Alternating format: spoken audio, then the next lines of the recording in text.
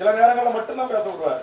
அவர் என்ன செஞ்சாரு, அவரு சட்டத்தை பாருங்க, ஒரு நாட்டு மக்களுக்கு கோடிக்கணக்கான தொழிலாளருக்கான சட்டத்தை ஏற்றுகின்ற போது சட்டத்தை படிச்சு ஏற்போர் இல்லை எங்க ஆதரிப்போர் அதிகம் என்று கருதுகிறேன், சட்டம் நிறைவேறியது. எத்தனை செகண்ட் ஆச்சு தோழர் பாரதி தோழர்? எத்தனை செகண்ட் ஆச்சு? 2 செகண்டா?